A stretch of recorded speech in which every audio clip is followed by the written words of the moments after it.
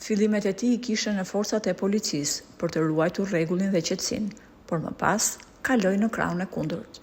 Po flasim për Aldo Baren, ish efektiv i forcave speciale RNA, i cili më pas u kthye në kreu në një bande në Lushnja. Me 10 akuza mbanin emrin e tij dhe si mënyrë shpëtimi, ai pa largimi nga Shqipëria. Bare u largua për më shumë se një dekadë, por më pas u ndalua në vitin 2006 në Turqi dhe pas 3 vitesh u kthye në Shqipëri për të përballur me ligjin. Gjykata foli, masa u mor, tashmë ai është i dënuar me burgim të përjetshëm. Edhe pse tashmë ndodhet në burg, ato që e njohin nga afër Aldo Baren shprehen se fjala e tij ka shumë peshë jashtë. Aldo ka biznese në zonën e Divjakës dhe njerëzit e tij të besuar e menaxhojnë atë. Së fundmi, media po i jep zë një fakti që nuk dihej.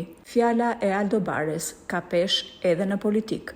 Madje ai ka negociuar që në bashkinë më fitimprurse të Shqipërisë të emërohet njeriu i tij. Brunilda Mersini është kandidatja më e re e Bashkisë së Vlorës.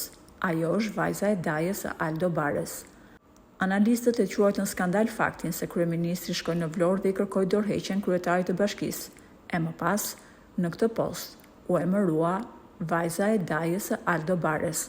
Ajo aktualisht është kryebashkiakja e Vlorës. Po ju, si mendoni, kemi të bëjmë me një rastësi apo me një veprim të koordinuar dhe të mirëmenduar? Për më shumë, mund të na lini komentet tuaja poshtë videos.